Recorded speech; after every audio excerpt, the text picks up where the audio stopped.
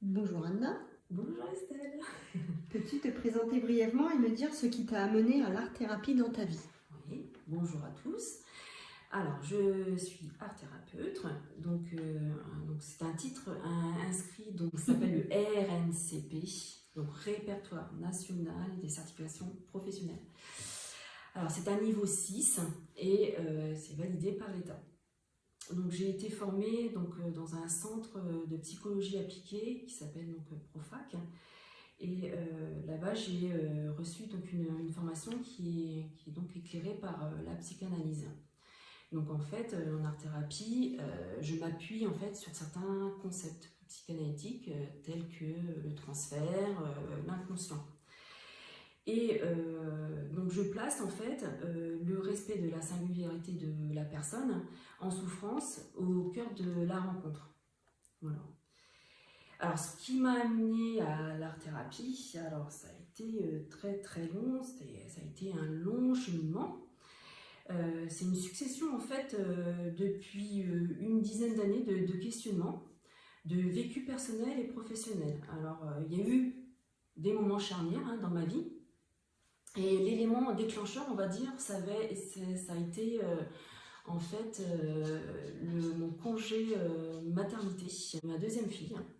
Donc pendant 3 ans, je me suis occupée d'elle essentiellement. Et j'ai appris beaucoup de choses. Et au bout de ces 3 ans-là, eh bien, je me suis dit, mais j'ai pas envie de retrouver mon boulot. Donc je travaillais dans le secteur de tertiaire. Et je ne voulais pas reprendre mon boulot parce que, en fin de compte, je me suis rendu compte pendant ces 3 ans-là qu'en fait, je m'étais éloignée de ce que j'étais. Et en fait, et puis oui, aussi surtout, c'est que je m'éloignais en fait de ma philosophie de vie, où la dignité de l'humain est mise de côté au profit de la rentabilité et de la production. Donc j'avais vraiment un désir d'exercer un métier dans l'humain en fait. Mais je me suis dit, oulala, ouais, ok, j'ai un diplôme pour travailler dans le tertiaire, mais j'en ai aucun pour travailler auprès de l'humain. Alors comment faire? Donc du coup, je me suis décidée à quitter mon emploi. Et la première chose qui m'est venue à l'esprit, d'une certaine manière, c'est je me suis dit, tiens, pourquoi pas, étant donné que j'avais beaucoup apprécié le fait d'enfanter ma fille, je me suis dit, tiens, pour mettre un pied à l'étrier, on va dire, eh bien, la facilité pour moi, sur le moment, a été d'obtenir mon agrément en tant qu'assistante maternelle. Donc voilà, donc je l'ai exercé pendant 3 ans. Ça a été extraordinaire parce que j'ai eu un contact énorme avec les enfants et j'ai appris beaucoup auprès d'eux. Mais au bout d'un moment, l'extérieur me manquait. Et par chance ou je sais pas, en tout cas, j'ai entendu dire que le périscolaire de mon village recherchait un animateur en périscolaire. Je me suis dit, tiens, c'est peut-être l'occasion de se présenter et puis pourquoi pas. Donc voilà, je me suis présentée. Et on m'a dit, oui, madame, vous savez, pour être animateur, il faut au moins avoir le BAFA ou alors le CAP petite enfance. Chose que je n'avais pas. Et je me suis dit, bon, tant pis. Mais en rentrant à la maison, je me suis dit, non, si vraiment je veux sortir un petit peu, voir autrement à l'extérieur, il fallait que j'ai ce diplôme-là. Donc du coup, je me suis inscrite pour passer le CAP petite enfance à distance. Donc ça a pris quand même 8 mois, parce qu'entre l'inscription et puis le jour de l'examen, il y a quand même un laps de temps. Donc j'ai continué mon emploi en tant qu'assistante maternelle, et puis dès que j'ai pu me présenter à l'examen, je l'ai fait et j'ai obtenu le CAP petite enfance. Et à ce moment-là, je suis allée voir avec mon petit diplôme le périscolaire et je leur ai dit, voilà, maintenant j'ai le diplôme, est-ce que vous recherchez quelqu'un? Et heureusement, au hasard, une opportunité, voilà, j'ai eu de la chance à ce moment-là, on m'a dit que oui. Donc voilà, j'ai accédé à cet emploi-là. Et en fait, donc du coup, je n'ai pu exercer en tant qu'assistante maternelle, parce que assistante maternelle plus périscolaire, c'était beau, enfin, je ne pouvais pas le gérer d'un point de vue planning. Et donc voilà, j'ai intégré l'équipe d'animateurs au périscolaire. Donc j'ai donc proposé, animé des activités culturelles, sportives, manuelles. Donc voilà, ça a été vraiment un échange énorme avec les enfants. Et en parallèle, j'ai eu aussi la chance c'est une opportunité qui est venue à moi, à l'école de Grand Frénois, où ils recherchaient justement un accompagnant d'enfants en situation de handicap. Donc j'ai postulé et j'ai été admise. Bon, voilà, c'est très bien parce que voilà, ça a complété complètement le périscolaire.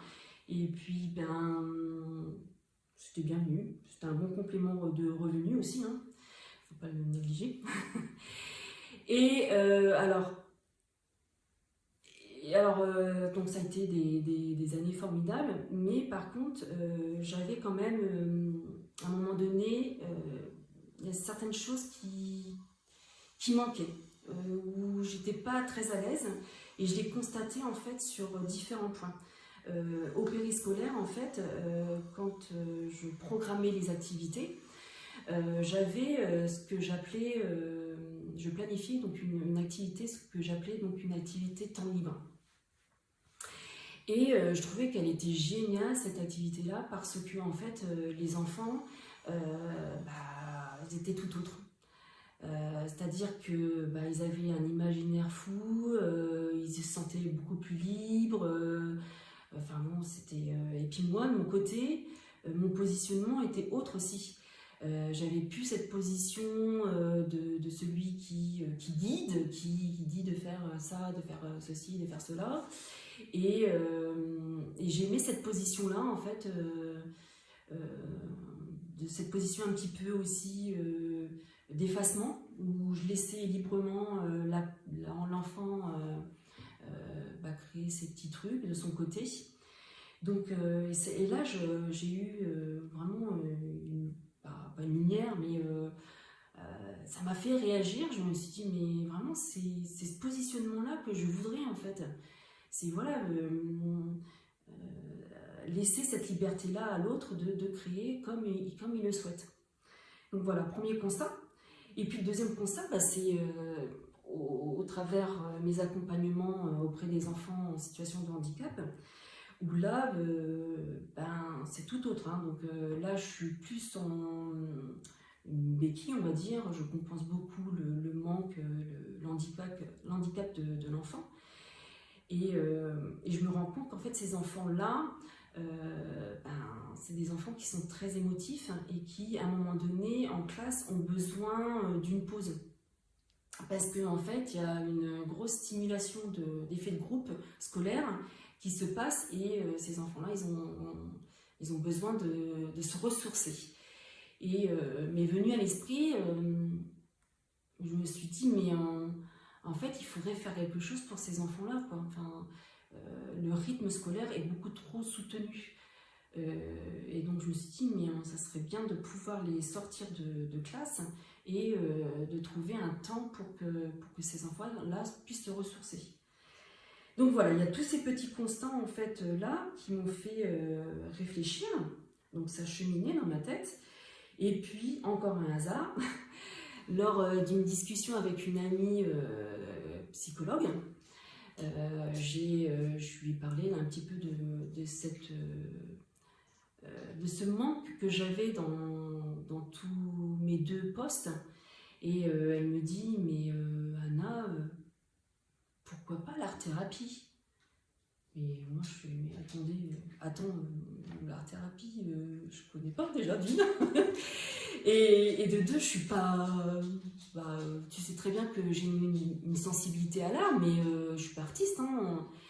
Elle me dit, mais attends, c'est pas du tout ça, l'art-thérapie. Hein. Écoute, écoute, je connais une art thérapeute qui s'est formée là récemment. Je te donne ses coordonnées et elle t'expliquera le métier. Donc quand je suis rentrée chez moi, j'étais toute émerveillée, toute excitée, parce que quelque part, je me rapprochais vraiment de ce que du métier vraiment que je souhaitais faire. Et donc j'ai pris contact avec cette personne-là, et puis voilà, c'est comme ça que ça a démarré, quoi. Voilà, la suite au prochain épisode. Merci Anna.